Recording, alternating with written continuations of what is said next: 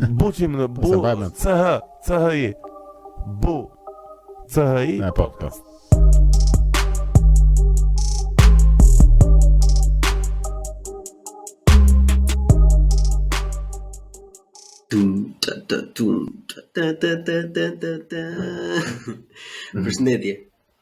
Përshëndetje. Sa ikonike që është ajo hyrja e Besi Andi podcast. Pëlqen? Mua më pëlqen shumë, po dije se prodhimi më i mirë është hyrja e Buçi podcast nga ajo studio se sa hyrja juaj. Po, të dy Besi Andi podcast edhe Buçi podcast janë distinkt lidhur tek pjesa e intros. Se ti e ke janë tejet mirë se erdhen ja. Mirë se gjeta. Shumë kënaqësi të bashkoheshim në fund për një podcast. Po i zbuloj misterin shumë fansave dhe dëgjuesve të Besi Andi podcast për Megamindin mbas kamerave dhe mbas mikrofonave, mbas përgjigjeve të gjetura në çdo moment të dur. Kjo ka qenë shumë nga gjërat që më ka pyetur mua Enea për shembull. Për çfarë? Për kush është Enea, gjërat e tipit apo a do ta kush është Enea, pse nuk del? Shkon fillim të podcastive të çunat, hyrja ime ka qenë shumë graduale dhe natyrshme. Unë nuk supozohet të isha pjesë në fillim. Unë thjesht merresha me anën teknike, edhe her pas here intervjuja të çunave për në një informacion që kërkonin, po s'kisha mikrofon. Ja thoja dhe ata atë që thoja unë nëse bëja një shaka dhe pak më vonë vendosëm që pse mos marrim dhe një mikrofon. Edhe unë tisha si ai tipi të Joe Rogan që thjesht asiston her pas here. Po avash krijova të vendin tim aty të podcastit çunave. Edhe më pëlqen që nuk dal. Mund ta shohësh që ato do të pëlqen, sa interesante duket ajo. Jo, nuk pëlqen, nuk besoj se do të dalë. Ose ti ke flok video me çunat. Jo, edhe unë para një muaji e ca isha qeros.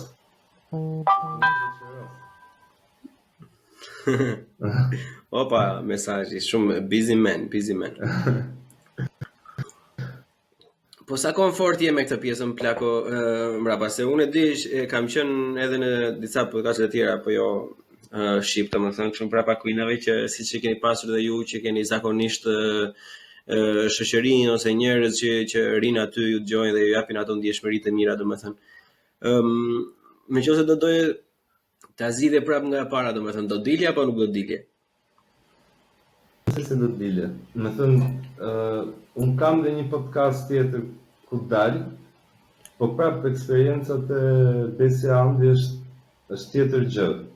Për mua është pak më unike në atë llojin e vet dhe më pëlqen shumë roli që kam aty.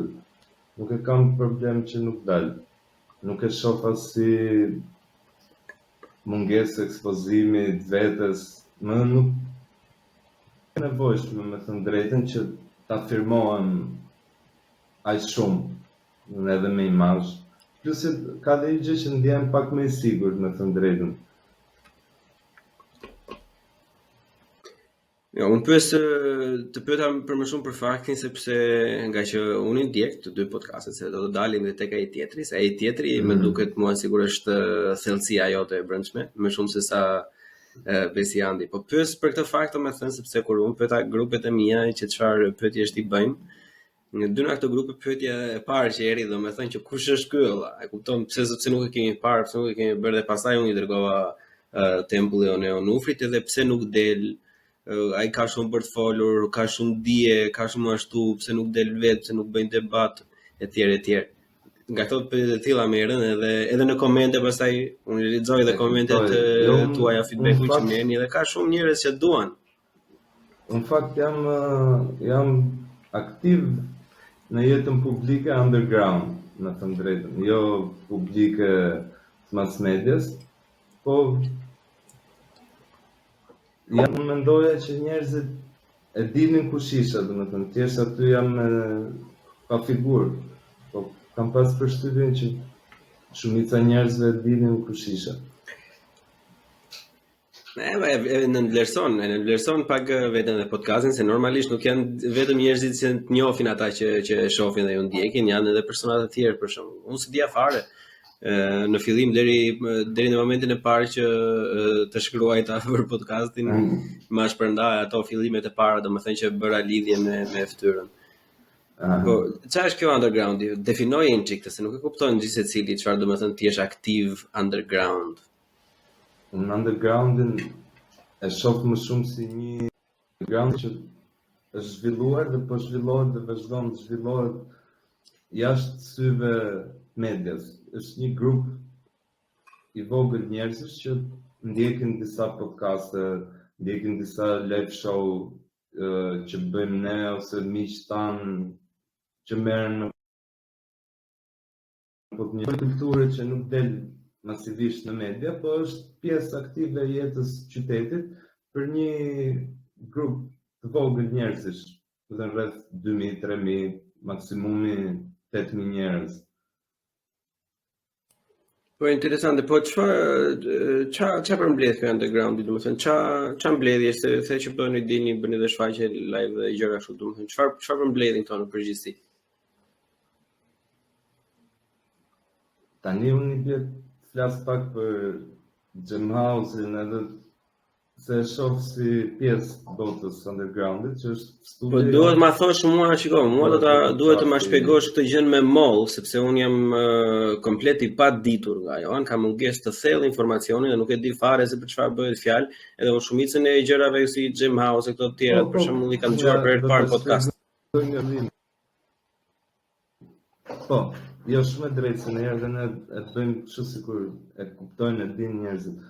Jam House është një studio ku bëjmë pjesë rreth 10 artistë të botës undergroundit, që do të thotë, si fillim ka nisë si studio muzike e disa bandave që luanin ekstreme, ku edhe unë isha pjesë, death metal, black metal, edhe avash filloi të gjeneronte një lloj graviteti.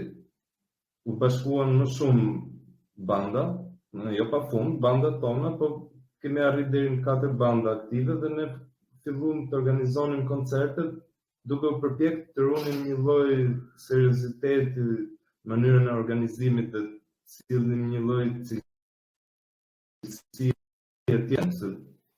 Me thënë drejtën, live-et këtu në Shqipëri kam vujt gjithmonë nga cilësia e soundit, me thënë njerëzit ishin shumë pa kënaqësira.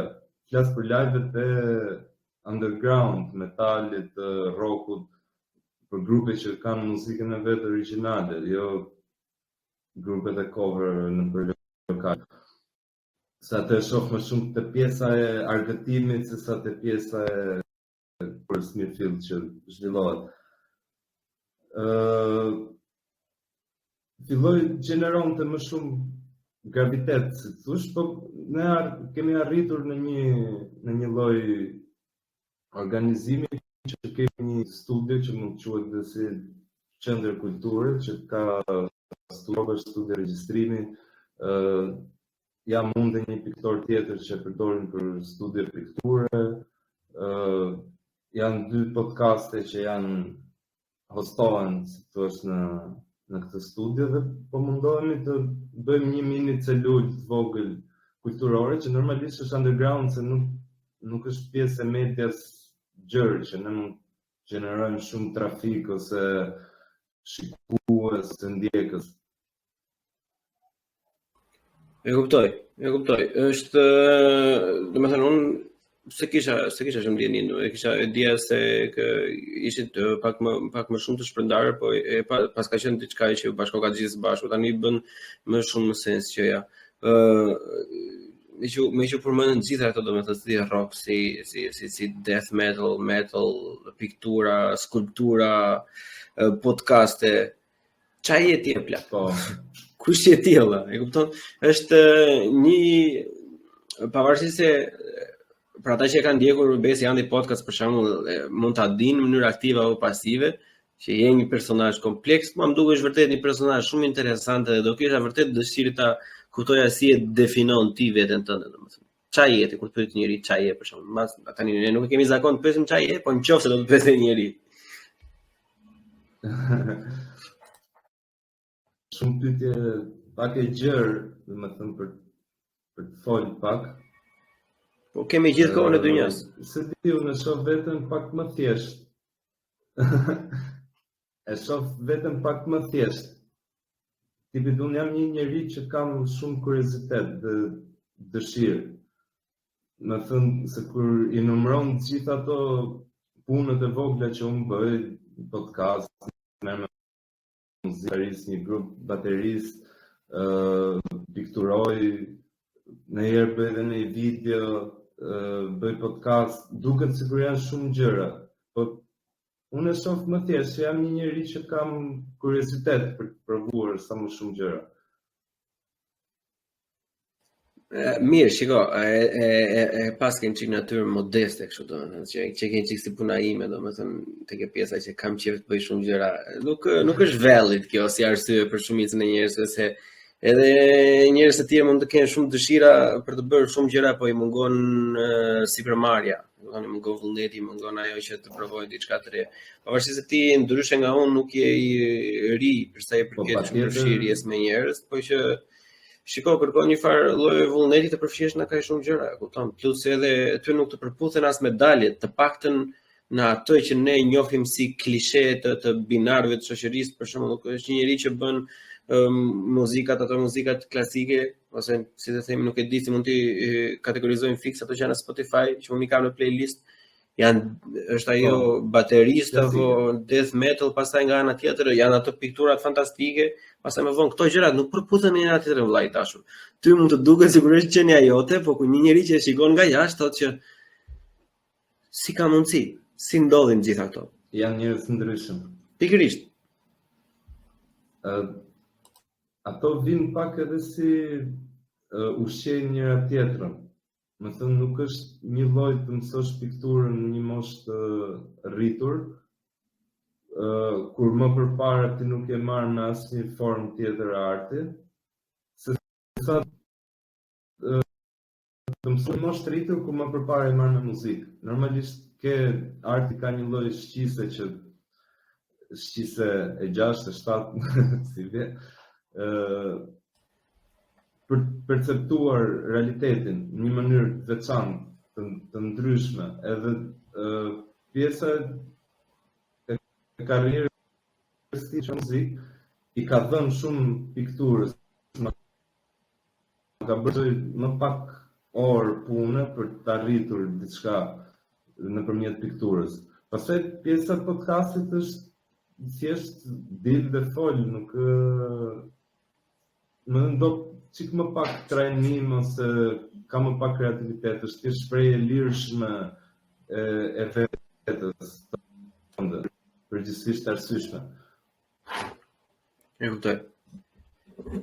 Po mirë, si kalon një artist, le të themi, se normalisht jemi bindur që është shprehja e dur për të përkufizuar ty edhe më e thjeshta, le të themi, është artist apo. Se artisti është zakonisht në atë kuptimin, le të themi, atë kuptimin, ti do ishe më i mirë me këto fjalës, sidomos kur je pas kamerave, atë të romantizuar, domethënë, nuk është vetëm diçka, është shumë gjëra bashkë. Ka disa nyje, ka disa deg ku artisti vete ka një farë lloj rebelizmi kulturor e tjerë. Edhe prap mua nuk më bën shumë sens, domethënë do ta kuptoja pak më shumë atë brendshmërinë të vajturit nga muzika klasike tek death metal. Është ndryshim goxha i madh plak. Në fakt, unë kam vajtur nga death metali te muzika klasike, që është pak ndryshim akoma dhe më i madh ndoshta. Të dyja format e muzikës në periudha të caktuara mund të jenë rebelim. Unë nuk mendoj që arti është gjithmonë rebelim, po unë për vete kam parë në masën më të madhe si lloj rebelimi. Në një kohë kanonike u krijuan ato maniera muzikë, doli rocku dhe metali dhe beat dhe bijat, nipat dhe rocku që janë dethi, threshi, bleku, që ishin si një akt rebelimi. Ndërkohë, sot në momentin që flasim, shoqëria apo një lloj kthimi të vlerave nga diçka në diçka tjetër, edhe në fakt sot rebelim nuk është më ajo forma klasike e rebelimit dhe e liberalizmit. Në sot rebelim është tjetë të anosh pak më nga konservatorizmi. Edhe kjo si lloj ideje pasqyrohet dhe të pjesa e muzikës që unë nxorra më trim në një lloj sensi tjetër. Ne kuptoj. Këto kanë humbur shumë brezi i fëmijëve ose të rinjve, si puna ime për shembull që nuk kanë dëgjuar asnjëherë metal ose le të themi rock shqiptar. Unë bëj pjesë në ato që nuk kam dëgjuar ndonjëherë nga skena shqiptare.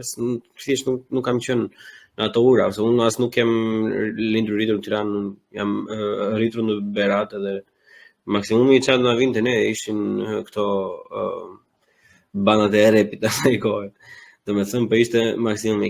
Mendon se kemi humbur shumë, apo hajt mo? Nuk mendoj humbur në gjë që nuk e rikuperon dot për një kohë. Ne kemi pas gjithmonë inflacion në artistësh, duket sikur kemi shumë nëpër media, nuk e di.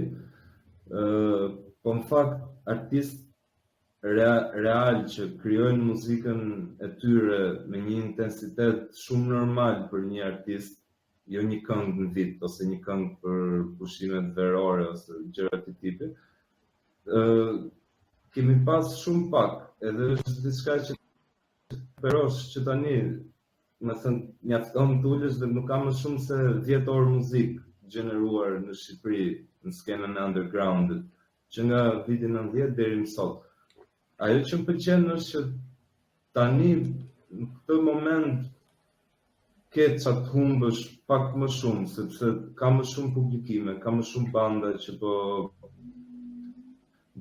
jo vetëm nga Jam House, po edhe banda tjera. Unë pash një për shembull, jo mainstream, jo gjithmonë metal. Jo, po një statistikë që pashun për sa i përket metalit, domethënë ishte që Shqipëria ishte vendi më i ulët të gjithë Europën me sasinë e bandave të metalit. E pash diku nga këto faqe që bëjnë harta gjëra kështu.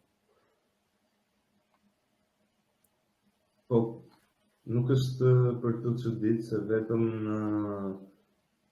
çdo lloj shteti fqinj që kemi ne, ish malin e zi se nuk kam informacion, ka më shumë banda metal, me thënë drejtën, se në Shqipëri. Po ama ka diçka që shumica e bandave shqiptare që kanë publikuar diçka me gjithë ato defektet e veta teknike, ka gjeneron muzikë shumë të mirë, shumë cilësore. Më thënë, duket sikur janë frymëzuar nga këto artistë mundshme. Nuk janë shumë jo. Sasia e prodhimit ndikon shumë pak edhe është çik më pak cilësore. Nëse prodhon shumë, nuk është e thënë ti publikosh gjitha, rritet cilësia e artit, artistët do të fillojnë të gjenerojnë çik më shumë art në Shqipëri, se janë pak punëtorë se sa artistët jashtë. Shko, betejën e kulturave, domethënë gjithmonë e trajton nga sytë e mia. Duket sikur këto kahu që i përket rockut, ose jo rockut, metalit, më shumë duket sikur e ka humbur atë betejën kulturore.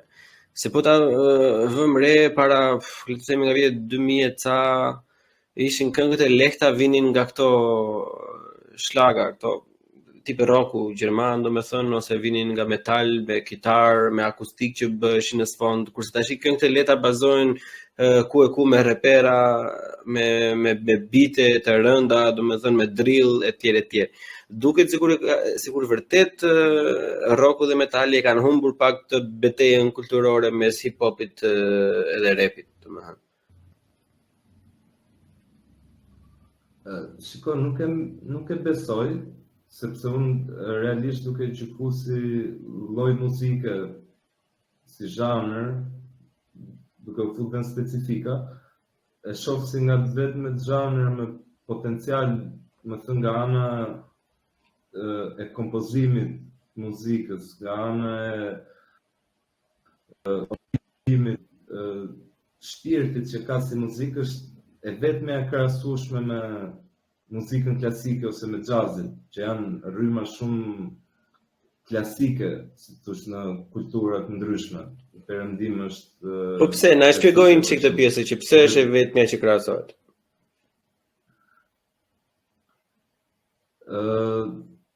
Sepse nuk mbaron, nuk është këngë, nuk është zhanër muzikë sezonale që bëhet për një x arsye, dhe arsyeja është që sot ka dalë në mod kjo gjëja, nuk e di, makinat e shtrenjta, nesër ka dalë shtëpitë e barit diku, pas nesër tutor prostitutash, dhe janë tematika që janë shumë sezonale.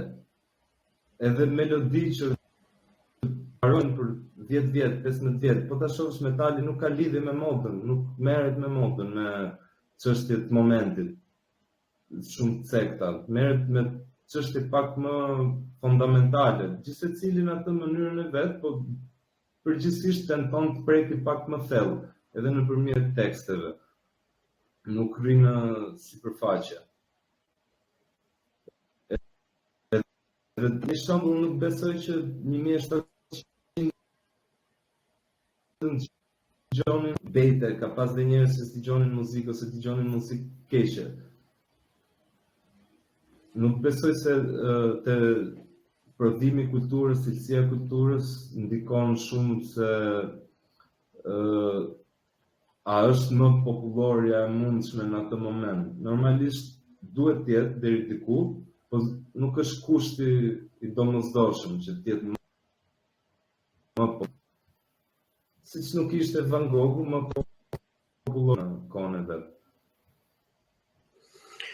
Mirë, atëherë ka pasur një ndarje të thellë, sepse nuk jo çdo njeri kishte akses në art dhe jo çdo njeri mund të dëgjonte muzikë në kohën e lirë, përveç se ti binte vet ose ti binin fëmijët e vet ose të këndonte vet, domethënë, Muhamedi është pak larg për të krahasuar. Po shiko, unë thjesht mundohem të kuptoj. Ka shumë akses në art. Nuk ka shumë se arti është eksperiencë. Artin Mona Lisa në celular, po ajo nuk supozohet të jetë në celular, ose të jetë në celular. Supozohet ti të marrësh eksperiencën e plot brenda një salle duke u luajtur live. Edhe shumë njerëz që vinë te koncertet tona që nuk e pëlqejnë fare si muzikë metali, aty sikur binden që po kjo qeka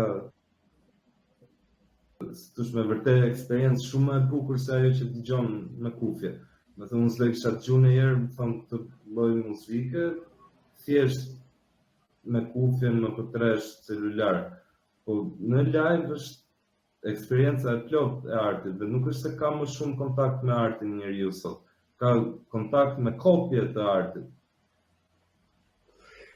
Na futet thellë me këtë plaku. Tashim na e theve atë pasqyrën fare. Si e vlla s'pas ka akses njeriu te arti tash. Si çfarë bëjmë në gjithë ditën?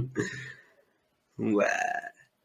Po ti nuk merr eksperiencën e artit, ti merr informacion rreth artit. Merr një foto të Mona Lisës, po nuk je përballë me Mona Lisën. Shikoj, nuk e kam parë Mona Lisën, no? është se Jo, po tash thjesht po mendojnë çik për veten time se të parit live, domethënë të ndjekurit live janë shumë pak gjëra, janë gjëra që numërohen me dyra duart, po që prap besoj se janë pak. Ngo të tingëlloj arrogancë mund të jenë më shumë se sa një pjesë e mirë tjetër, por prap më pak më duken domethënë se është sikur bie një çik ajo e gjitha ajo ideja e krijuar që po ke lexuar ose po di diçka ose po ke parë diçka. Ai telefoni ka zërin shumë të lartë ai që të bie ty. po se di si t'ja ujtë tani se s'do të lëviz dhe kamerë. S'ka problem, jo, s'ka problem. Shpresoj mos na bezdisi. S'ka problem, e mirë kuptojnë njerëzit. Mirë, tani ti bini se çdo eksperjenca e artit është vetëm në mënyrë të drejtë për drejtë, apo është thjesht më e mirë drejt për drejt, apo ose cili është ndryshimi? E thën ndryshe domethënë. Pa nuk do ishte eksperienca e plot nëse do ishte për shembull tek Mona Lisa kur po e pikturontej? Ashtu do ishte akoma dhe më plot. Mindfuck. Kur po e mbaron, momentin që e mbaron, se nëse s'do ishte momenti që e mbaron, nuk do ishte plot. Po, bukur prandaj e mendon ti, sa bukur, prandaj ai show-i aty Kokrodhes që pikturonte kështu në emision ka qenë aq i suksesshëm si e ka ai. Bob Rossi spektakolar, por na ka kënaqur, na ka arritur me ato. Prandaj ka qenë një sukses më mendoj unë, domethënë nga që kam pasur gjithmonë eksperiencë nga fillimi i fund njerëz. Po edhe ajo më ndikoj, po unë kisha, dhe procesin në artin modern për shembull artistët përpiqen gjithmonë që ta ekspozojnë procesin. Po ndonjëherë fillojnë i japin procesit më shumë rëndësi se asaj të veprës përfundimtare, që normalisht procesi ka rëndësi për ty, po qëllimi është vepra në fund, përfundimi i punës. Edhe në drejt për drejt me veprën, do të thënë eksperienca e plot muzikë është në live, se ti e shkruan që ta luaj një kitare, ta luaj një bas. Do të thënë që duhet një basist me një bas ta marrë basin dhe ta luaj, ose kitaren dhe ta luaj. Regjistrimi është si fotografia, është e njëjta gjë. Do të thënë e më përparshme, nuk është eksperiencë live. Më thënë nuk është e njëjta gjë se ti më shofësh mua live dhe të shofësh fotografinë time. Ka shumë ndryshim, gjithë e kuptojmë që ka shumë ndryshim. Po, normalisht. Jo, thjesht të vjen keq ndonjëherë, domethënë që sa këngë ose sa vija muzikore që kemi dëgjuar, domethënë mbase asnjëherë nuk na bjerë jeta ti shohim live. Ja, se s'ka për të rënë ndonjëherë rasti të shohësh live Nikun me Anjezën. Jam e mirë e vështirë. E ke parasysh? Jo, asje. Po mund të marrësh një eksperiencë ngjashme me superpozimin që ata bënin kur dilnin live, duke ngritur zërin boksit. Jo ka qenë plako, pse ka pasur Shqipëria dhe Ballkani aq keq atë periudhën, për shembull, se me sa di unë këto të tjerë nuk kanë pasur aq në masë atë playback-un, se sa e kemi pasur ne.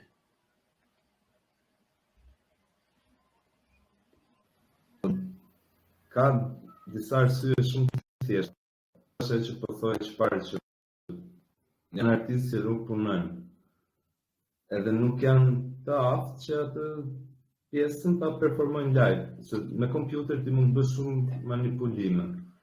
Problemi është ta lush muzikën në kohë reale. Ajo është shumë e vështirë. Nga që janë muzikantë që nuk punojnë, prandaj nuk kanë edhe shumë prodhim, prandaj dhe zhduken një moment. Nuk i gjenë më. Unë bën me fëmijë, ose nuk e di ndryshojnë karrierë, s'ka një problem, ndryshosh karrierë. Po si thosh, nuk e kam pas ndonjëherë aq seriozisht. Edhe e bëjmë thjesht për lekë, është shumë e thjeshtë, ose futem filozofi. Vetëm në kontekstin e lekë, zanat. Ajo është vërtet e thënë drejt është pak fatkeqësi që bëhet më shumë zanat se sa arti mirëfill. Po meqense se unë nuk di nga ato ose nuk jam i mirënjohur, domethënë me pjesën e metodit edhe nuk kam se çfarë të pyes. Për sa i përket skenës dhe hip-hopit shqiptar, sepse ti dëgjon. Domethënë kam dëgjuar disa herë që thënë që i kanë ndjekur jo vetëm shqiptar, po edhe mbar botror, domethënë. Ke pas ndjekur, unë nuk po them që të vete në punë duke dëgjuar noise-in, po që i ke dëgjuar një herë në kohë, domethënë. Po cili nga këto e kisha lënë në atë kohë.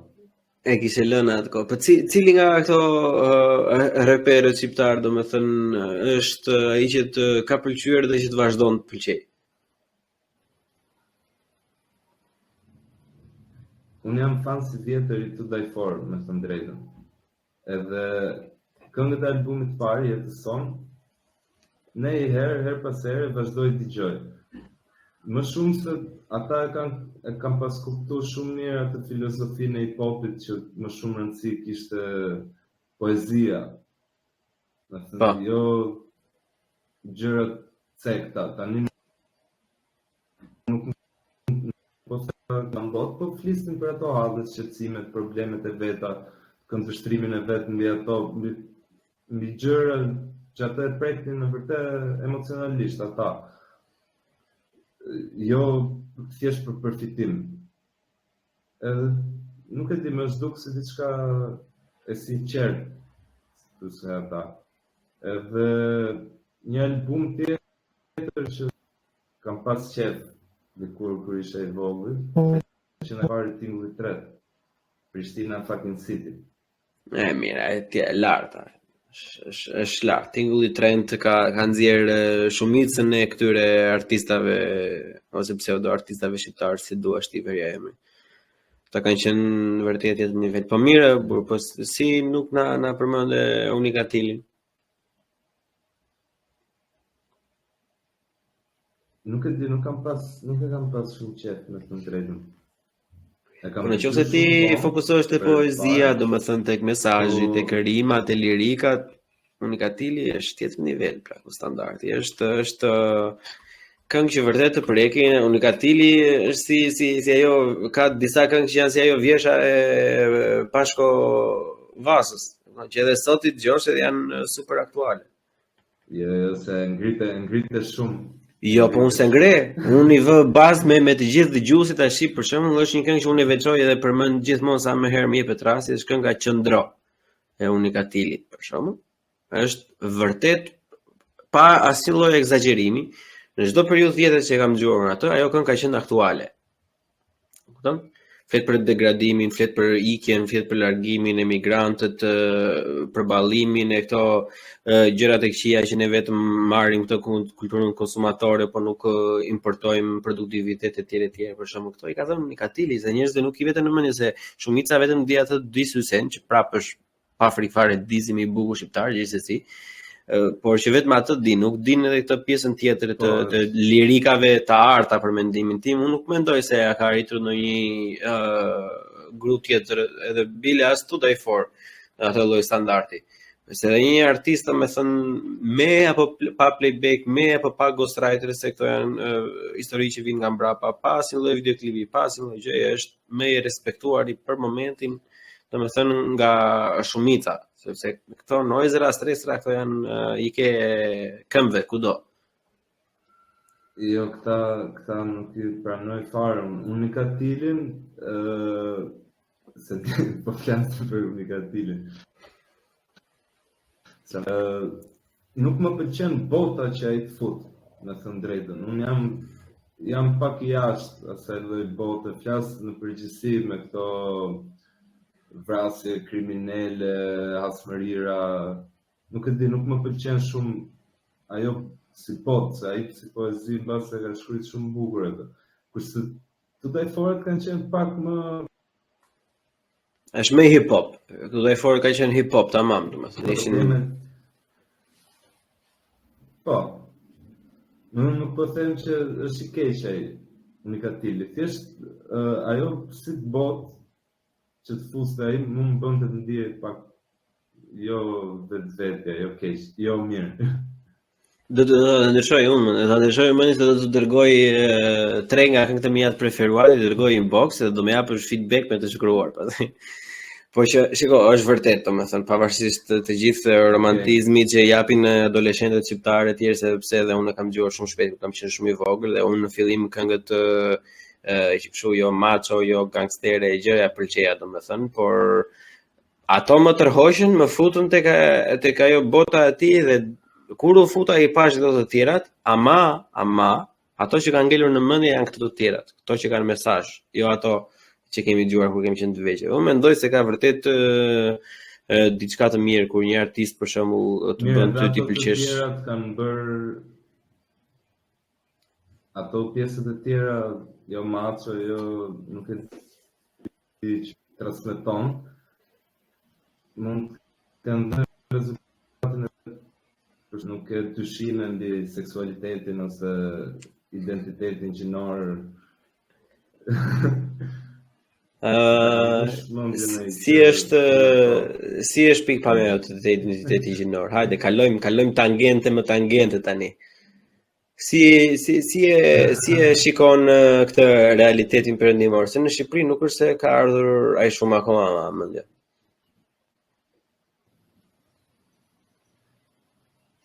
Jo, ka ardhur. Është aktuale edhe në Shqipëri, tani jo në atë nivel që është në Europë. Si e shikoj, tani për këto masat e operacioneve dhe të trajtimeve mone për thjesht një dëshirë ekstreme si gjë, sidomos kur e bën një prind fëmijës vet. Si që ndodhë djashtë që bëjnë terapira me hormone që 12 vjeç. Këto më duken pak ekstreme. Po se nuk ja bëjnë gjithmonë prindi e burse, duhet ta shqetësojmë të se nuk ja bën prindi. Më shumë se sa prindi edhe nuk mund të ketë, që thoj, e bëjnë dhe vetë, ka shteti, dhe shteti do që të nxjerrë lek diku, domethënë dhe e bën shteti dhe prindri nuk ka të drejtë thoj jo. Nuk e bën dot vetë një fëmijë 15 vjeç. Asnjëherë.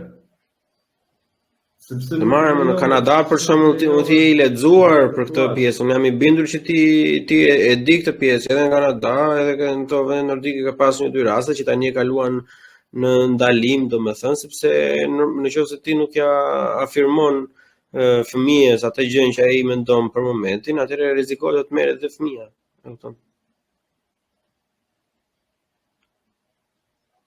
Atëherë duhet luftoj prindrit për këtë gjë, se tani nuk është vetëm çështja e fëmijëve që me dashje pa dashje thjesht nga indoktrinimi po sterilizojnë veten ose po i sterilizon një doktor.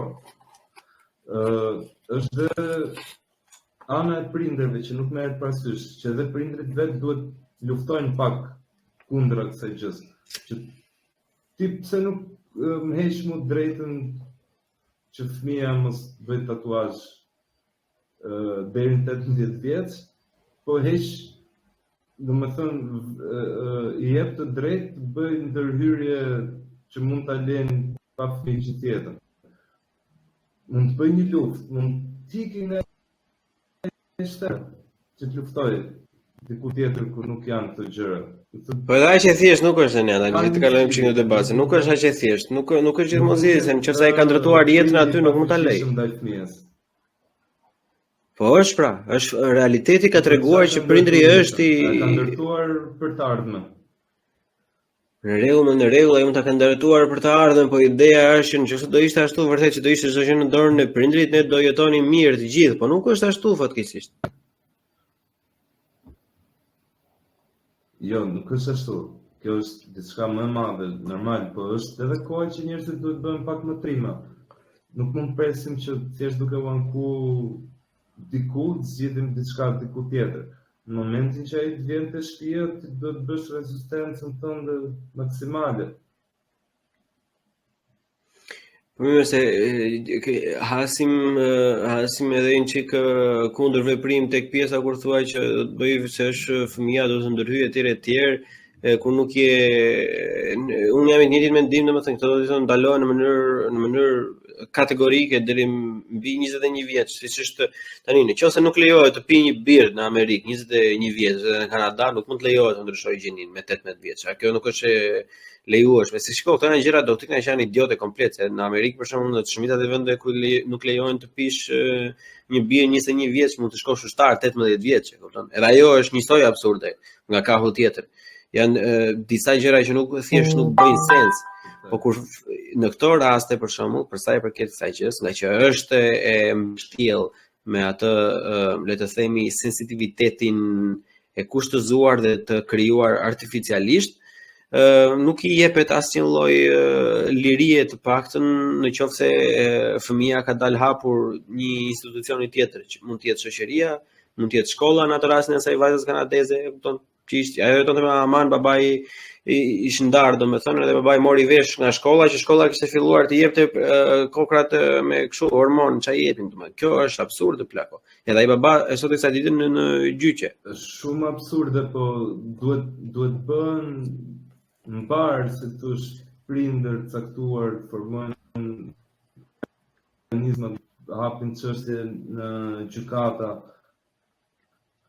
Ka forma që edhe po fillojnë të bënë, se nuk u mbyll kot klinika në Angli për shembull. Po fillojnë të ketë një lloj rezistence, se kuptohet ç'është, që është mungesa e lirisë mendimit, që lirisë informacionit, është literalisht një mashtrim që është e perëndimit më shumë se këtu e kanë marrë në interneti, besoj se nuk mendoj që ka shkuar keq sa të futet në shkolla dhe të ketë. Po ne jemi sfungjer jemi. Shiko, dua në mënyrë artificiale ta largojmë çik vëmendjen nga kjo tema, se vërtet më ka marrë shumë kohë, kam diskutuar me shumë persona të ndryshëm dhe nuk dua të jap shumë vëmendje. Do të bëj disa pyetje që i ka bërë tek grupi për Enean rreth Besi Andi podcast, pastaj do flasim për çështje të tjera. Andi apo Besi? Kështu i thua, do përgjigjesh vetëm me Andi apo Besi, ose Besi, okay? Kush është më shumë nevrik?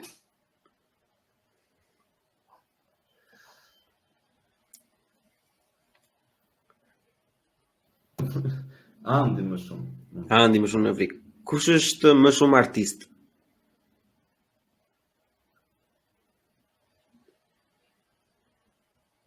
Andi. Kush është më shumë atlet?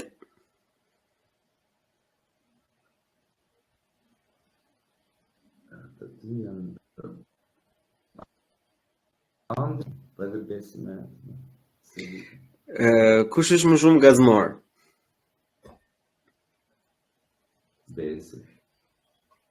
Kush është më shumë aktiv politikisht?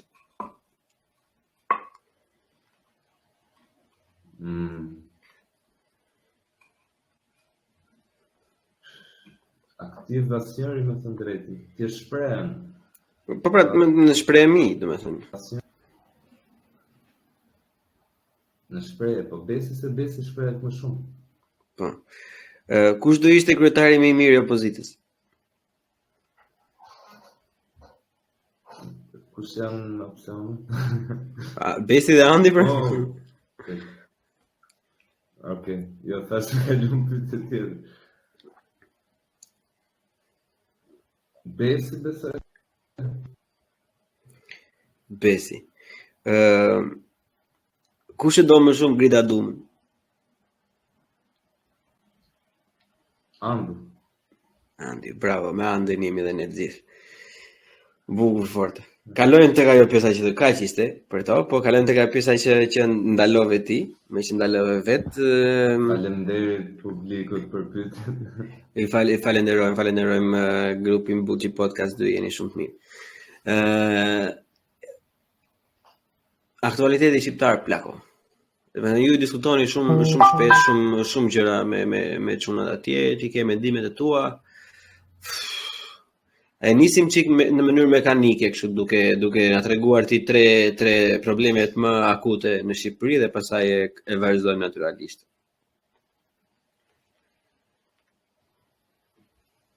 Duhet i përmbledh në 3 domethënë. Po tre të mëdhaja, the big 3, pastaj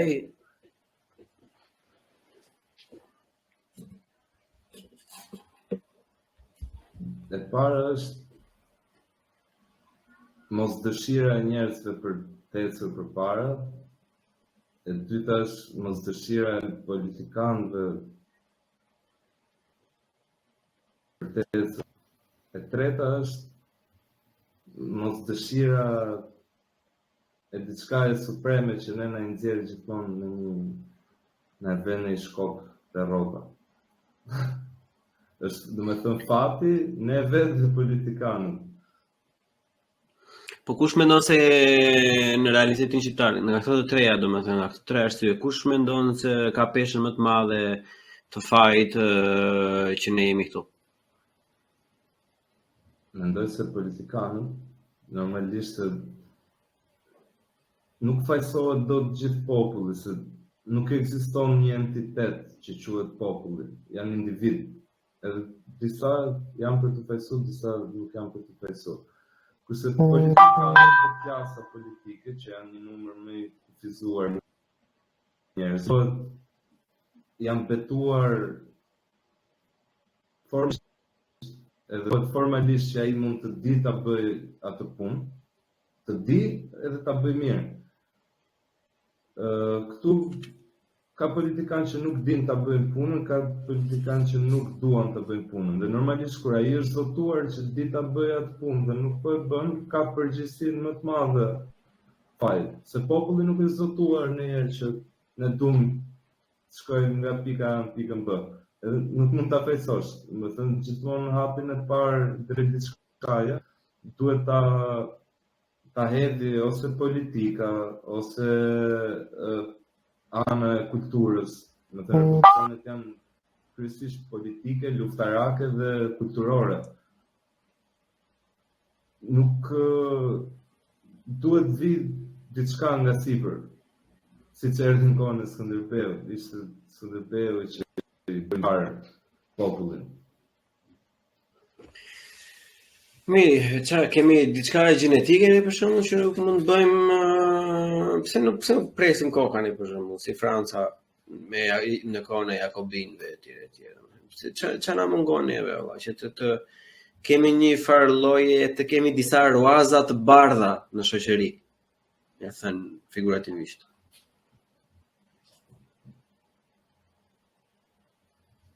Po je pak indiferent. Nuk e vrasim shumë mendjen. Më thënë kemi këtë aftësinë që durojmë shumë. Më thënë kaq keq nuk na duket dhe aq keq. Se ka shpjegim tjetër. Domethënë duhet të bëhemi më keq pa të bëhemi më mirë, thoj. Domethënë që duhet të plasi një herë keq që të mund të arrijmë një farë lloj ndryshimi në krah ande nga duat dhe. Po të shohësh pikat më kulminante të historisë së Shqipërisë, janë momente lufte intensive. Me çfarë identifikohemi ne në përgjithësi si momente më historike, janë dhe momente lufte. Do të ne jemi mësuar një të gjendjen e presionit aq të madhe dhe pak me këtë vuajtjen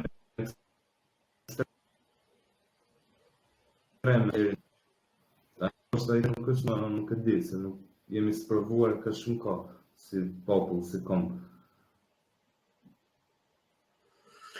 Është goxha romantike në fakt kur i kujton ato të gjitha ato pjesë ku kemi qenë aktiv, por prapë është e trisht domethënë sepse ndonjëherë mund mendoj Robi që megjithëse kemi kaluar aq gjëra, domethënë sigur do ishte momenti tashmë për të reaguar dhe kur gjërat nuk janë aq keq, duket sigurisht sigurisht pak humbje kohe dhe humbje potenciali kur për i pret me vërtet të plasë diçka, po kështu jemi ne.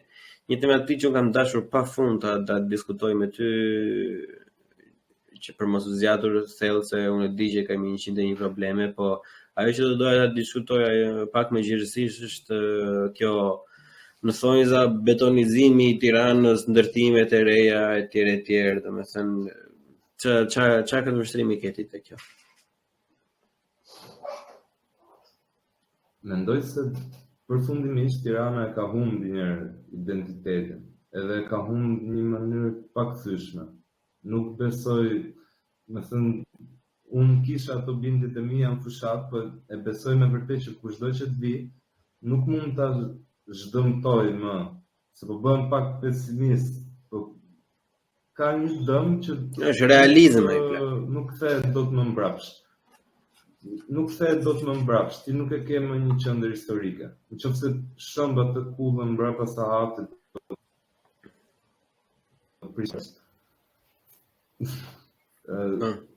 komplet pjesa e ministrive është eklipsuar totalisht nga kulla dhe pemë. Edhe shkriju kjo ideja në Tiranë ose nga politikanët përgjithësi që Tirana duhet të ketë gjelbërim, edhe po i flasim të gjitha aty në qendër. Po ndërkohë jashtë qendrës kanë ato rrugët kryesore pemë dhe nuk kam asnjë hapësirë. Është si të thosh për t'i hedhë hi syve që ja ne duam aq shumë gjelbërimin sa që kemi fut shumë pemë në qendër. Ndërkohë që jo pjacat më të bukura në Romë, në Itali nuk kanë as pemë. Po ndërkohë periferia ka shumë pemë se çka periferia jo. Është fasadë, kjo është edhe thjesht një lloj episte, po një çik më konkrete ishte pyetja ime. Si edhe ajo qendra për shembull flas pak fare për qendrën, se ka diçka që shqetëson, që ka vetëm 2 vepra arti. Të gjitha Tirana ka vetëm një qendër, nuk ka më qendra të tjera. Edhe ka vetëm Skënderbeun, ka dhe atë mozaikun e famshëm. Edhe është stolisur me gur, edhe me penë. Më thënë, kjo jep një mesazh, një qendër se jeton dhe jashtë një qyteti, janë disa objekte që simbolizojnë diçka nga jeta e atij qyteti, nga arti e atij qyteti, nga kultura e atij qyteti. Më thënë, çfarë ndodh në atë qytet, edhe çfarë trashëgimi e ka. Ty mund të identifikojnë me gurin dhe me pemën, sikur je njëri shpellash, sikur je, më thënë, i zhveshur nga kjo kultura e lartë, e skulpturës, e pikturës, e ku diun shesheve të bukura, stolisjes, ndërtesave. Po të paktën mendon se është më e mira që mund të ofronte Shqipëria duke pasur atë klasë politike që kemi? Apo mendon që vërtet ne mund të kishim aftësi për më shumë? Jo, mund të kishim shumë aftësi për më shumë. Patjetër, edhe me një klasë si kjo, do të thënë, edhe gjithë e dinë që Berlusconi ka pas ato lidhjet që ka pas, po ai nuk i bëni keq Italisë. Sado mund të ketë polemika, jo ishte qeflie, jo erë me mafja ku di unë, ama në të lloj sensi, se krenar për shtetin e vetë. Nuk i tregonte njerëzve që këta janë njerëz shpellash, siç portretizohemi ne që në hyrje të një qyteti. Mirë se kjo që ne portretizohemi për shembull këta ne i kemi sjellë. Nuk jetë më kryeqytet. Më shiko, Enea, se ti për shembull je edhe pak më i futur nga një njeri normal në për të pjesë. Tani Tirana, ajo që theti çfarë që ka humbur identitetin, E vetmi arsye për shembull që unë kam datur që Tirana në ato vende ku ti si përmendet ta ruaj identitetin ishte sepse Tirana ka pak identitet. Edhe për shkak se ka pak, por është aq shumë i rëndësishëm, duhet ta kishte ruajtur dhe jo nuk duhet ta kishte hequr, ta kishte çndërtuar, le të themi. E kupton se unë e shikoj her pas here këtë pjesën që jo është kështu, është ashtu. Tirana ka një kuptim të plot edhe të mirëfill, domethënë, po le të themi për 200 vitet e fundit. Maksimumi 200 vitet e fundit, për mos thënë thjesht 100 vite. E kupton? Se 100 vite është realja, po hajde po themi po. Në këto 100 vitet e fundit, ne nuk kemi prodhuar për shembull aq histori në Tiranë sa për të bërë dhe 2 skulptura të tjera. 2 gjëra që kanë ndodhur shumë të rëndësishme në Tiranë, që mund ta arrish ta bësh në një skulpturë. Po më thuaj 3 gjëra që do bëj skulpturë ti. Ajo që më vret mua është kjo sulmi ndaj të kaluarës, që na vjen turp nga e kaluar në përgjithësi. Jo, mua nuk më vjen turp. Që nga koha zogut, nga s'është vërtet Llajdashi, problematika është sepse shiko, unë nuk mendoj se neve na vjen trup, unë mendoj se ne thjesht jemi ignorantë. Ato ka pasur për shembull Berlin shumë ndërtesa të DDR-s që kanë mbajtur, domethënë të Republikës Demokratike Gjermane dhe Gjermanisë Lindore i kanë mbajtur, sepse edhe ato janë një vepër me vete, ka shumë burgje, paraburgime etj që këtu janë kthyer në muze apo në ekspozita, shumë nga këto edhe falas disa me çmime të themi. Po jemi ignorancë sepse jemi oportunistë të burit dhe e kupton, kemi ngren veten gjatë gjithë kohës, kemi ngren njëri tjetrin, e kupton, edhe në vend që kur dolëm nga ajo zyrtësi të mundonim të prezervonim më shumë sa mundëm, na ushqye fakti si nga jashtë edhe nga brenda që ajo që ishte e keqe through the line, domethënë çdo gjë që afiliohet me atë. Po kush e ka përgjegjësinë për të arsimuar një elitat, po një kom, një popull. Elitat, pra në rregull, paria e ka detyrën edhe normalisht do thotë që pjesa e madhe e Parisë është politikan. Po unë e besoj një çik më shumë te faji i individit. Po ta edukoj mirë. Po më mirë ta edukoj, shikoj, ta edukoj mirë është politika dhe artistët. S'kam faj. Unë mendoj se gjithë secili ka faj. Mbasi këtu dallojnë të dy bashkë. Unë mendoj se gjithë secili në mënyrë aktive apo pasive ka faj, edhe i mat ka faj. Meqense unë e njoh i mat që është i lexuar, i bërë edhe di shumë gjëra, di të dalloj të bukurën nga e pa bukura, di të dalloj gjëra që duhet mbahen, duhet mos mbahen, nuk ka marrë ndonjë lloj aktiviteti valla. Do thosh ti që s'ka pasur koka që në punë të tjera. Po mirë, është faj pasiv, po është. Shiko, duhet të pranojmë diçka që të mund të vazhdojmë më tutje. Ne kemi neglizhuar si kom. Një njeri thjesht e ka neglizhuar faktin se çfarë po ndodh me atë rrethin e vet, sepse neve nga ai lloj sistemi na shpërfytyroi identitetin ton, na e lidhi me atë partisë, edhe normalisht nuk e ndjeje më këtë lidhjen shpirtërore me rrugët e pastra, shtëpitë e bukura, trotuare dhe parqe për fëmijë, por e ndjeje kënaqësinë me sa ushqim ken në shtëpi edhe sa herë mish ha në javë. Kaq. Unë nuk mendoj që ka qenë kaq bardhëzi, me thënë që gjithë fajin e ka komunizmi për të ndodhi mas 90-s. Jo, ka popull, mendoj. Ka shtra që ju servir shqiptarëve, siç ishte ajo e pravet në të shtatës. Çfarë kishte komunizmi? Këtu erdhi një gënjeshtër, tani fajon ishte që ne nuk e njihnim skemën Ponzi. Çon se ka kemi qenë të izolum, po nuk mund ta lësh pa faj atë që erdhi dhe servi popullit. Mund të thotë ka fajin që rriti të zgjidhte prapë Sali Berishën Mbas asaj që ndodhi në të Pikërisht pra, zemra, unë këtë po them, nuk po them që populli ka faj për këto, nuk po them që ai ka fajin më të madh, ai njeri që ka bërë atë ka fajin më të madh. Po populli nuk e ndron dot. Politikanët mund të ndrosh. Jo, populli nuk e ndron dot si entitet, nuk e ndron dot popullin, po populli ndryshon mendjen në plak. E kupton? Po kush do të ndryshojë këta politikanët që nuk duan të ndryshojë? Po më zemra kur pse si që politikani që ndryshon ka mendjen ty, nuk ka ndryshon politikani, ka ndryshon individi, ta ndryshon familja, ta ndryshon artisti, ta ndryshon doktori, mjeku i lagjës. Por në po themi mund të ketë disa 3-4 variable kur gjithë kjo elita që nuk është në politikë, po heqin politikën me njanë, se ne dim, ora i është ujku, politika është ujk plakon, nëse dele 3 në urë do i marrë një nga një do i haj.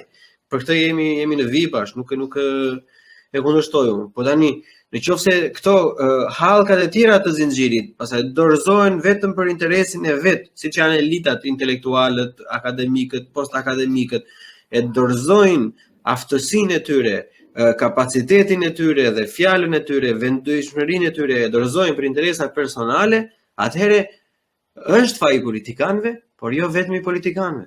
E kupton? Politikanët janë pasqyra jonë. Po, normalisht unë nuk po them që populli nuk ka faj, po them që po fajsove populli nuk është se zgjidh dot gjë, kështu që gjithmonë populli e ka fajin. Se çdo kush është pjesë e popullit. Për çdo lloj gjëje që ndodh. Po që ka role specifike në popull dhe një nga rolet janë politikanët. Çfarë ton politikat? Ai ta sjell atë mësuesin aty t'japin mësim të gjimnazit dhe ta sjell të paaft. Sepse ai politikani ka emëruar një drejtor të paaft në drejtorinë e arsimit, që ai emëron njerëz të paaft në shkolla. Do thënë politikani thjesht mund ta zgjidhë më kollaj gjithë problemin e arsimimit. Ai nuk do. Kjo është si rrugë pas zgjidhje. E vetmja zgjidhje është që të ketë sa më shumë njerëz që të ngrinë dhe të japin zë çështjes kombëtare. Domethënë çështja kombëtare, domethënë Shqipëri etnike të stadiumit, po domethënë që fillojmë të shohim pak vlerat dhe parimet tona si kombë dhe të bëjmë diçka që ta çojmë veten përpara. Normalisht do ta bëjmë me iniciativë njerëz kulturës, shkrimtarë, siç ndodhi në rilindje, se nuk do ta quajmë prapë rilindje, se do ta marrin prapë një politikan ta përdosë si term. Po. Po që duhet nisi diçka nga intelektualët, se nga asnjëri as populli as politikanët nuk do ta nisin. Pikërisht pra, aty do të dalën, e kupton? Unë ja vë fajin Paris, po ja vë fajin Paris që nuk është e përfshirë drejt për drejt në politikë, jo atyre që kanë emrin politikan. Unë ja vë fajin atyre që e bëjnë politikën pa qenë politikan. Ja vë fajin atyre fispredhave që dalin edhe bëjnë video për Lalierin, qofshin Trash TV, qofshin llumi i shoqërisë, qofshin gangstera me xhinse varur, qofshin doktora apo qofshin ta mësues. Unë atyre ja vë fajin si një, sepse ata kanë dështuar. E të gjithë ata që ne i përmendëm çfarë që janë që ti the që nuk i pranon fare dhe mirë bën. Atëherë kur ta dorëzohen, domethënë, edhe me rebelizmin e tyre dorëzohen një lloj figure të tillë që është thjesht turp, domethënë, atëherë duhet të kishte reaksion nga ndjekësi, duhet të kishte reaksion ndaj baza, po nuk kishte, sepse reaksioni ishte në fakt ashtu që ata e kishin projektuar, që sindroma jon që Alisa përpara 2-3 episode që përmendi që ka thënë Fajkonica, ne jemi të fascinuar mbas figurave dhe jo mbas ideve. Edhe për sa kohë ne vazhdojmë të jemi të fiksuar pas figurave, nuk më amen se do ndodhi ndonjë gjë. E kupton?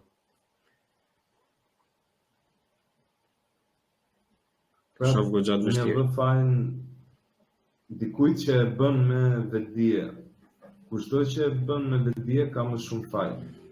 Kushdo që e shef atë pikturën se çfarë po ndodh me veprimet e veta dhe ai vazhdon e bën diçka që e di që është gabim, ai ka më shumë faj normalisht. Të faj. Mos e zjatëmi se mund të flasim dhe 3 orë bashkë për këtë temë dhe ma hamënja se më shumë do kemi për të folur edhe në base atyre 3 orëve. Flako, si po duket gjendja në Kosovë për momentin, verit Kosovës? Nuk mendoj se do ndodhi gjë, po më shqetësuese më duket gjendja e këtij kryeministrit tonë që mban një qëndrim afërsisht Zvicra ndaj Kosovës. Më thënë, më dhënë t'i dalë Kosovës, bën atë rolin e arbitrit që as nuk e ka ftuar njeri herë. Edhe na turpron ne si kom para vëllezërve tanë nga ana tjetër e kufirit. Se unë kështu ndjem i turpëruar para atyre për këto veprime që bën ky kryeministri jon. Në emrin tonë, më duket më shqetësuese marrëdhënia jonë në Kosovën, çfarë ndodh në kufi me Serbinë. Aty ka ndërkombëtar që mund të sigurohen gjë, po nuk është ajo problemi. Problemi është që po të jemi bashkë në sintoni si dy shtete, jemi shumë më të fortë, edhe sigur mos kishte fare mbrojtje ndërkombëtarësh aty në kufi, nuk do kishte asnjë lloj problemi. Problemi është që kur ky kryeministri jon i bëhet armik në një lloj mënyre atij shteti, atë e lën të pambrojtur aty mes ujqerve, se ajo i ka gjithë fqinjet e tjerë, vetëm ne na ka mik. Po mik, në thonë. Pse e bën këtë plan? Një kom. Pse sillet kështu si sillet ky? Po Holomeni. Po nuk është e rëndësishme me analizu psikologjinë, se ndoshta ai ka ato arsyet e veta. Duhet me pa rezultatin. Ti po sillesh si një tradhtar. Edhe ne nuk duhet futemi shumë thellë në argumente. Si një tradhtar dhe bën veprën dhe tradhton dhe nuk mban fjalën e ku diun, je i tillë. Mund duket kaq që thjesht, ai po sillet si një tradhtar sepse është nga natyra një tradhtar i kombit. Ka pas shumë kombi në tradhtar. Edhe më beti është në të gjithë tradhtarët që kanë qenë Mos po të regojmë cikë jashtë. Jo, do dishti si shkruaj unë për Twitter për sa them për Space, po që jo nuk ai është krye player, krye krim. Jam thënë një në episodin e parë të dytë kam thënë krye krim, edhe ashtu është krye krimbi që ha mollën nga brenda edhe këto tradhtarët në Shqipëri gjithmonë kanë pasur kështu, e kupton, fuqi të madhe burr, e kupton. Gjithë kohës gjithë tradhtarët në Shqipëri kanë pasur fuqi të madhe, kurse në përbot, domethënë kanë pasur dhe ata tradhti, kanë pasur dhe ata tradhtar me fuqi të madhe, po nga që ka qenë gjithmonë më të mëdhenj, megalodon, edhe e kanë pasur atë suspensionin mirë, e kanë pasur e kishin atë sustën shoqërore mjaftueshëm të fortë për ta neutralizuar këto lloj goditjesh, kurse ne nuk e kemi, se mua më duket sikur ne me mezi mbahemi në fije të perit, kështu që jemi për momentin. Sepse ne kemi shumë pak, na kanë ngelur shumë pak elementë identitetit tonë. Edhe kur ke shumë pak element të identitetit, siç është ti ke një simbol, ke gjuhën, flamurin, ke edhe 3-4 gjëra tjera. Në mënyrë që të cënohen këto, duhet shkoj puna shumë rënd, duhet shkoj të lufta, se ti nuk ja cënon do të gjuhën dikujt tjetër pa e luftu. Kurse gjëra tjera perëndimi, për shembull, tulla, llaç, katedrale, bukura, ku di unë, janë më kollaj të cënueshme, e kanë materializuar më shumë kulturën e vet, dhe kur dikush vjen dhe tregohet agresiv në asaj kulture, fillon prish sa ndërtesa ose heq diçka që ishte e bukur, i binte më shumë në sy. Mund t'i bjerë më shumë në sy. Ne nuk na bjen sy, se ajo nuk është pjesë e identitetit tonë. Ne mjaft kemi gjuhën, kemi flamurin, kemi dhe bukë me hëngër. edhe një 3-4 gjëra të tjera. Kemi më pak elemente identitare. Edhe se kemi humbur rrugës, se s'kemi pas. Po, e kemi bërë që me vetes. Si mendon ti, domethënë, ke ndonjë ide si zgjidhet ky ngërçi në Kosovë?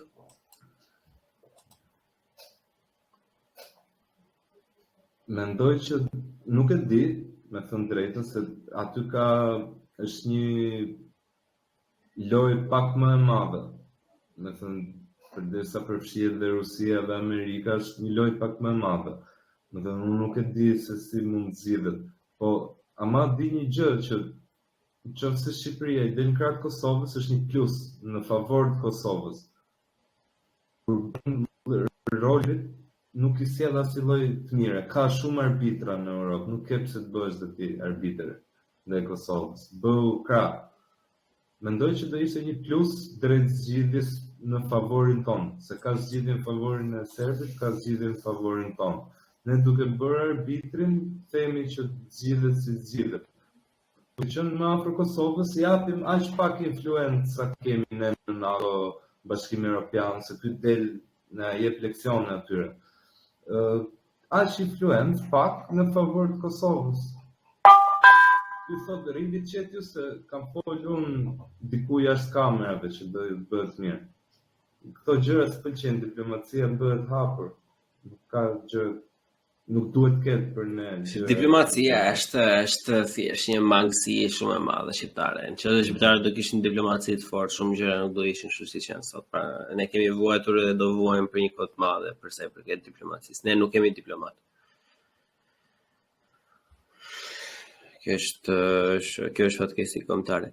Hajde të rikthehemi në çik me disa ndjenja të bukura. Tempulli i Onufrit, plako. Për të thënë, në skenën e podcastit shqiptar ashtu siç e njoh unë, është një gjërat më të bukura që ka ardhur pa frikë fare. Se un kam një gjë, nga që un nuk di të bëj shumë gjëra vet nga këto gjërat.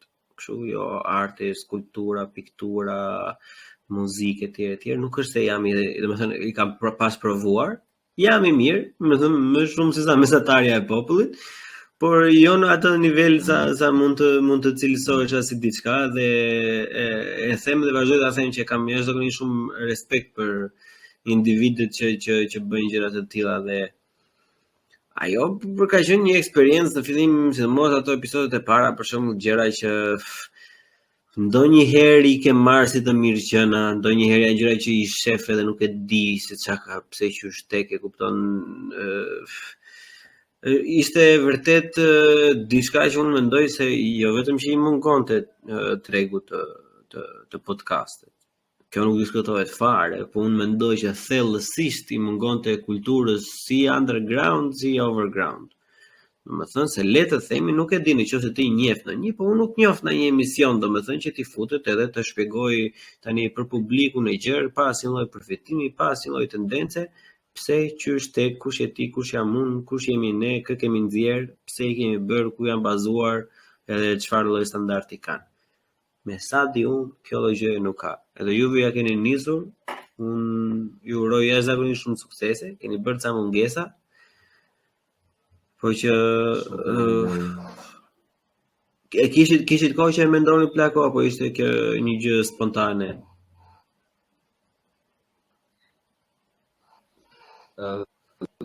Tempulli i Onufrit fakt ka qenë rrjedhim i diçkaje më përparshme. Kur kemi qenë në universitet bashkë me Egin, Egi themeloi një grup debati që quhej Agora, do të thënë sheshi ku në Greqinë e vjetër mblidheshin për të diskutuar politike, filozofike, komplet gjithë problemet e qytetit. Me thënë, brenda Universitetit të Arteve, Egi hapi këtë si grup debati që ne merrnim një sallë lektoriumi. Edhe unë bashkova më vonë, ku prezantonim për shembull mënyra alternative të ekspozuar të artit, për shembull arti në muzikë. Unë pata nxjerr disa videoklipe famshme, Pink Floyd, Tool, ku përdoreshin teknika që ne i mësonim në shkollë dhe si mund t'i përdornim, domethënë për t'i dhënë jetë videoklipeve ose mos kishte videoklipe që femra ose ku diun të gjëra standarde nxirë me makinë. Një tjerë, bënim, si thosh, diskutive mbi tema të artit, qoftë shqiptar, qoftë artin përgjithësi. Po. Edhe mbasi mbarum shkollën, kishim kohë që mendonin që të bënim një podcast, ndoshta një Patreon, ku bënim dhe tutoriale. Shumica e gjërave nuk u realizuan dot në teknike, po që tham pak vetëm të podcastit.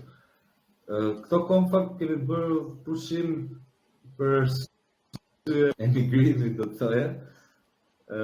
Po do rifillojmë shumë shpejt sapo Egi të stabilizohet përfundimisht në Angli. Shumë faleminderit që tregove Në Angli është shumë e mirë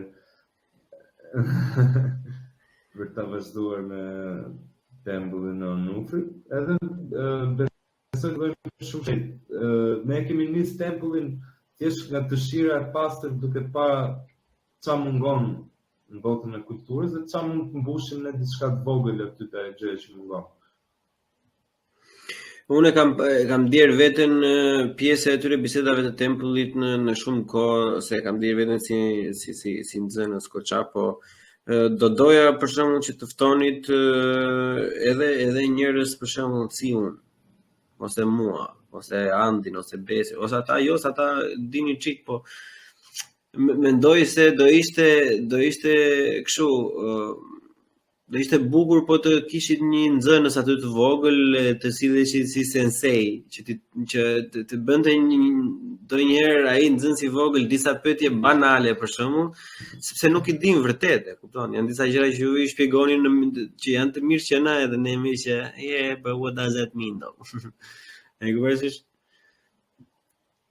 Jo, ideja është jo me dhënë leksion ose mësim, po edhe për ne për shembull është shumë interesante për të pa si e përjeton tjetri një vepër arti ose një koncept historik, filozofik, si qasen njerëz që janë jashtë kësaj gjëje.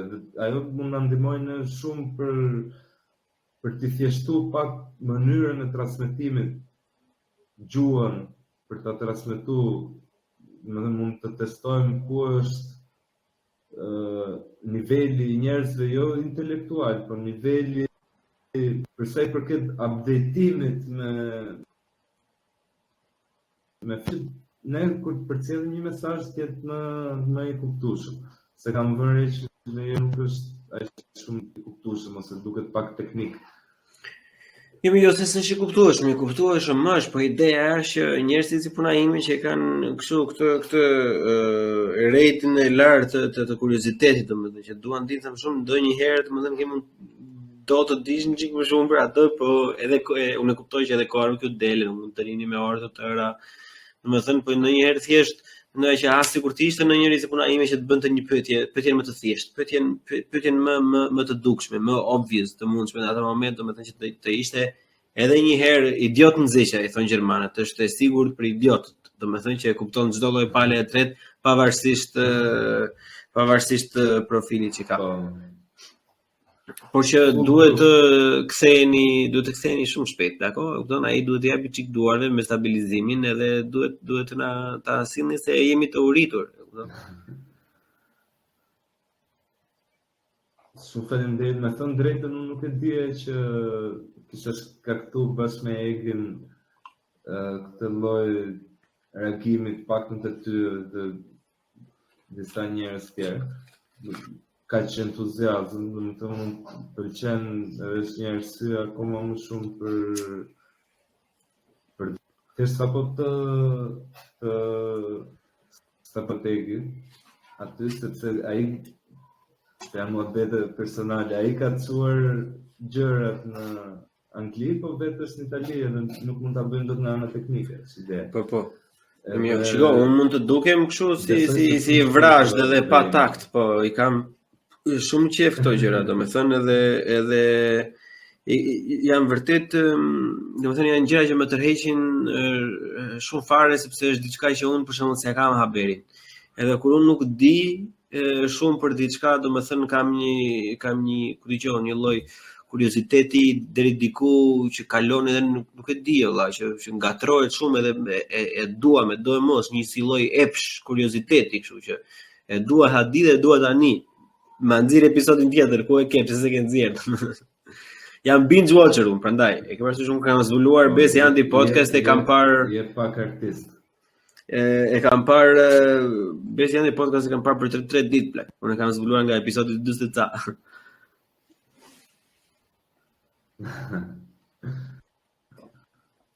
Po bukur fort, do ju presim. Jam i motivuar për me vazhdo. Jo, është diçka që është vërtet e bukur, është origjinale, në treg nuk ka tjetër, është vetëm një njeri, jo vetëm një njeri, vetëm një podcast ku njerëzit mund të mësojnë gjëra të tilla, domethënë ka sado mund të bëj unë tani të marr të ftoj Enea, ndonë të marr Egin, jo do marr një fotograf, një këngëtar, një tjetër prap, është tjetër gjë kur mua më qellon të flas me një individ të shkolluar ose me profil në atë gjë.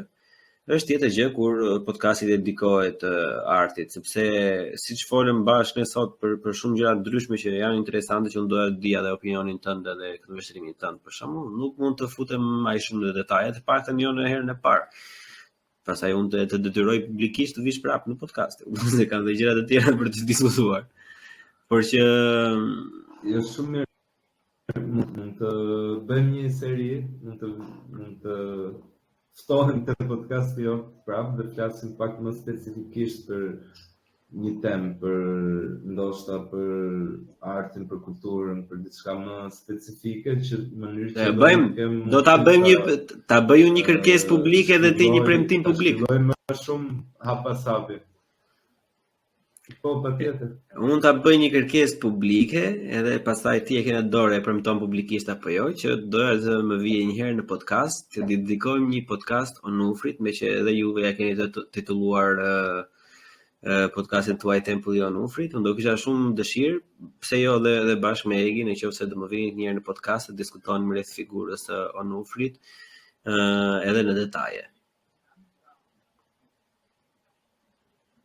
Po. E premtoj.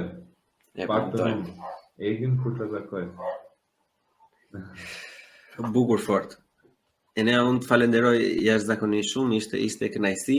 Ishte kënaqësi, edhe do të mbaj shumë sepse do të shpashë për kuptimet e tua, po edhe unë normalisht jam goxha i konsumuar për sot. Ishte vërtet kënaqësi dhe mezi pres për premtimin publik që unë do ta bëj edhe shorts, që mos ta harosh fare që do të dyndë njerëzit pastaj me komente edhe po nuk erdhe. Do dëgjohemi edhe do shihemi për ftesën, me vërtet që shijova shumë. Kështu që nëse ju të ndiqni Enean, ne kërkojmë të shtojnë çika top plak ose ti ke 1-2-3 gjëra për gjëra të ndryshme, ke kështu kanë ndryshme sidomos për pikturat, edhe e shikonti për shembull nuk hyrën detajet e piktura fantastike, sidomos ato gratë që e kishte vënë tek studio Çuna Ver në fund, sa qefshi kam ata. Ajo nuk është tipi im i femrës që unë pëlqej, po ja piktura është fantastike plak. Është thjesht goxha. Ajo pikturë kur e kam parë, që unë e kam parë në Instagram kur kanë qenë kur ke në Instagram nga ekspozita e kam parë, edhe pse nuk isha live domethënë. Ajo pikturë më ka dhënë një ndjenjë vërtet familjare. Është mënyra më e bukur që mund ta përshkruaj. Nuk po them seksi, nuk po them hot, po them një ndjenjë familjare, një ndjenjë kështu ngrohtësie, një ndjenjë normaliteti të mirë kështu. Edhe nga Instagrami. Imagjino tani ti shikoj përballë.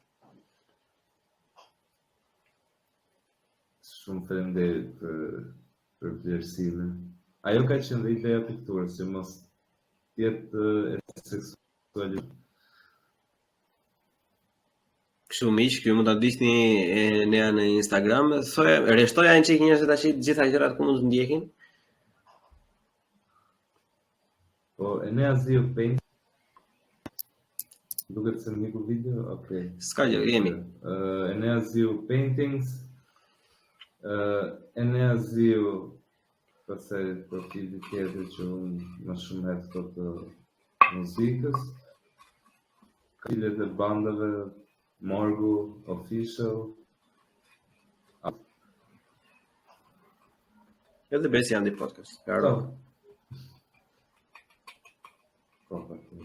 Po, e morat mirë qenë që e din. E din, normalisht. Nuk ka asmamen, as e kam në një dëgjuesin që nuk e ndjek Besi Andi podcast. Edhe gjitha këto që ne ja përmendi gjithsesi për ata që shohin nga YouTube-i. Për gjitha ata që shohin nga YouTube-i këto janë gjitha në description me link që juve t'i keni thjesht një klik larg. Neve ju lëm këtu, edhe do rishihemi, dëgjohemi, po nuk do prekemi herën tjetër. Ciao. Shumë të rëndë, Gjone.